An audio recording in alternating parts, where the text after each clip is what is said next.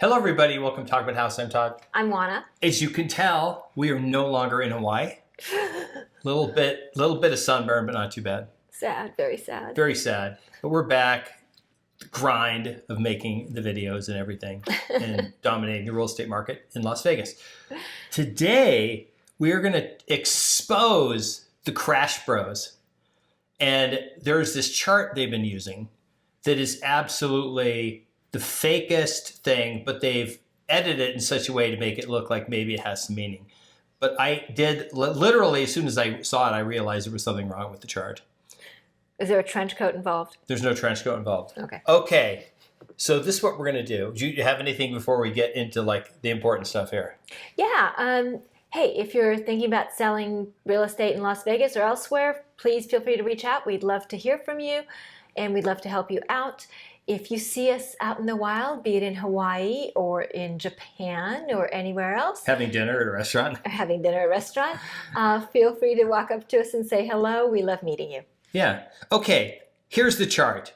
Okay, now what this chart is they took two pieces of data from Fred. They took home prices, which are green, and then they took the mortgage rates, which are that red line. And they tried to make this appear that the only reason home prices have gone up is because mortgage rates have dropped. It's this engineering thing to transfer wealth from young families to old retirees. It even says that there in the thing. And then it says at the top, it says housing, the grand Ponzi scheme. Well, okay, first of all, Ponzi schemes don't work that way. Oana, what is a Ponzi scheme? Like, how does this work? It's borrowing from Peter to pay Paul. It's not a real investment. It's a way to manipulate people into giving you money, and then you're getting money from one investor, you're giving it to the other, you're making the investor you're giving the money to think that they're getting these extraordinary returns, so that they invest more money, and in the end you get to keep all the money and go visit some really interesting people in federal prison.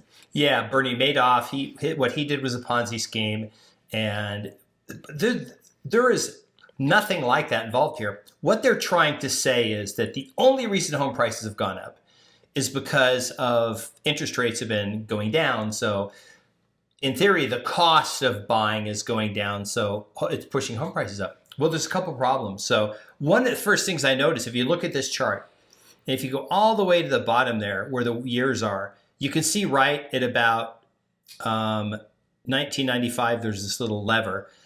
Now I don't know why they have that lever there, but I think it's because of what they're trying to show is the peak of interest rates, which are actually 1983. So that kind of caught my attention.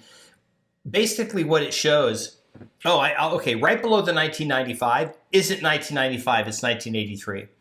And if you look to the left of that, you see it goes lower. Now, there's a couple things here. What that shows is that interest rates were less. Now, I've got a chart that I made that I'm going to show you, which will expose all of this, right? But their contention, Oana, is that as interest rates went up, home prices, or interest rate went down, home prices went up. But the last 4 years, both have gone up, and substantially. Mm-hmm. That sort of defeats what they're saying. Like, you can't have it both ways. You can't say that they're perfectly negatively correlated, but then they both go in the same direction, right? Right. So we've done other videos that compared interest rates and home value appreciation, and we've shown that most of the time interest rates and home values actually go up together, and there's not an inverse relationship. So the idea that the cost of borrowing is impacting home values is looking at that in isolation rather than in the full context of the real estate market, which, currently homes are increasing in value for a number of reasons. One of them is scarcity, and because we have less homes than we have people willing and able to buy. So there are all kinds of reasons. And of course, there are the traditional reasons, which is government incentives through mortgage tax deduction and that sort of thing. Also, people looking for a place to park money in an inflationary environment. So lots of reasons why we have lots of people purchasing homes, or at least wanting to purchase homes. And so that's pushed home prices up. Okay, I'm going to show you now the actual chart, okay? Now, this is the actual chart. Now, what this chart shows is the very top are mortgage interest rates, and the very bottom are home prices. Now, if you look at this, what you see is where it peaked is where their chart starts, because the data before that doesn't meet their narrative. Actually, the opposite. From 1971, which is when they started tracking mortgage interest rates, until today, mortgage rates went up substantially for the first decade till 1982, 83. Mm-hmm. We're talking up to 18%. Mm-hmm. They're trying to tell you, hey, forget about those years, right? Mm-hmm. But look what happens if you go back to the bottom chart, which starts at 1971. Home prices almost tripled from 1971 to 1983. Mm-hmm. Almost tripled. Oana, high inflation. You were not here those years. You were off in a foreign land. Well, I was also a little kid, so you were a little kid. That's not really relevant. But here's the bottom line: when you look at this chart now, you can see there's zero correlation. They're not correlated, because how is it that interest rates went up and home prices went up just like now? If you look all the way to the right, you have interest rates going up and home prices going up. And then when they were falling, they weren't just falling straight line. They would go up and then go down, go up and go down. And none of that is reflected in the actual housing chart. Oana, you said something about scarcity. Mm-hmm. Price, which is an economic term, is supply and demand. Right. And when you have a shortage of an item, it tends to create a disequilibrium, pushes prices up. Correct. We have a shortage of homes, isn't that correct? Well, not only do we have a shortage of homes, but we have a really huge population that is in their prime home buying position in their lives. And so we have all these people that want to buy a home. We have all these people that are well qualified, so they have better credit scores than anybody in history. They have more money to purchase a home than anybody in history at this point in their lives.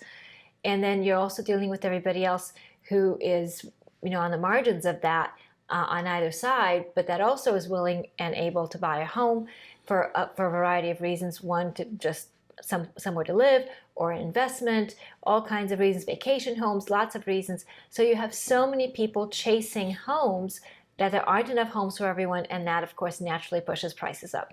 And this isn't even keeping in mind the elevated number of household formations, immigration, any of that. This is just looking at just purely generational people that are ready and willing to buy a home. Generationally, the boomers are always blamed. Oh, there's so many of them and they bought all the houses. Ready for this? Gen X, which is what Oana and I are, and millennials are actually the two largest. Much larger. There are more of us individually, Gen X and millennials, than there are baby boomers, right? Sure. Then you have Gen Z. The millennials and Gen Z are actually huge demographics. They are the highest earning demographic of generation of any of the generations at their age. And they are, like Oana said, they are all in their prime home buying years. That is the problem. The problem is that you have far too many people trying to buy a home, and they're not building enough homes. We probably built 600,000 homes last year. We probably added 5 million people to the population. So you could do the math on where this is going. But this idea that it's strictly interest rates, it's like a bond, where if the interest rate goes up, the price of the bond goes down, and vice versa. It doesn't really work that way here, right? No. So, I mean, if anything, if you want to correlate it to anything, then correlate it to population, which is not necessarily all that accurate either, but it's certainly much more accurate just based on strict supply and demand than it is to say that it has to do with interest rates. Interest rates, people adjust to them. We have inflation. We have all kinds of other factors that work through that. Of course, we had the pandemic, and that changed behaviors. So we have all kinds of things. It's much more complicated than just any one thing. And that's the point of this, is that this is a complex ecosystem, and it requires a more nuanced understanding and response, rather than just saying, hey, it's interest rates and that's going to make the sky fall. Because interest rates clearly didn't make the sky fall in the 80s, and it didn't make the sky fall now. 93% of all houses in the U.S. right now fit into one of two categories. They're either owned free and clear or they have over 20% equity. So only 7% of those people, and we're not even talking negative equity because there's only about 1% that have negative equity. That other 7%, they have something between, $1 and 20%. So this idea that a home is only worth what a borrower who isn't putting anything down and is strictly limited by his income is completely nonsensical. Well, it is, because remember, the real estate market is it's much broader than that, right? You have homes in all kinds of price ranges. You have homes that qualify for all sorts of different products. You have borrowers that have different needs. They have different finances. There are different stages in their purchasing life. So all of that works to be a much more robust market. So the people that are on the margins, those are very few. Just like, if you look at any bell curve, that's what you're going to see, is that people on the margins are very few. Right. Anyway, we thought we would point this fake chart out. At least 3 of the Crash Bros had it on their social media. They were just sharing it like crazy. We finally figured it out, but you remember these are the same guys that predicted 5 housing crashes in the last 4 years, and none of them have happened. So anyway, I thought this was interesting. If that's the case, when interest rates are down to 5%, which is they're probably going to be by the end of next year, then you're going to see 40% appreciation in home prices, right, Oana? Because if actually that's how it works, because the current interest rate environment, what we have is about 6.7%, is giving you the prices we have today. Then when prices fall to 5%, or when interest rates fall to 5%, prices should shoot up, right? Well, prices will shoot up. They'll shoot up for a whole host of reasons, and we've done lots of videos on that. So feel free to check out the library and enjoy the videos. If this video was interesting or entertaining, please remember to like the video, subscribe, hit the notification bell, share the video, and let us know what you think the Fed is going to do in September. Are they going to lower interest rates? 50 basis points. Okay, you think 50 basis points? What do you think? Are they going to do it, quarter, 50, more, stay the same? What's your take on the whole thing? Take out your crystal ball, put your Karnak the Magnificent hat on, and give it a guess. We enjoy your comments. Remember to, again, like the video, subscribe, hit the notification bell, share the video, and we'll see you on the next video. Bye. Bye.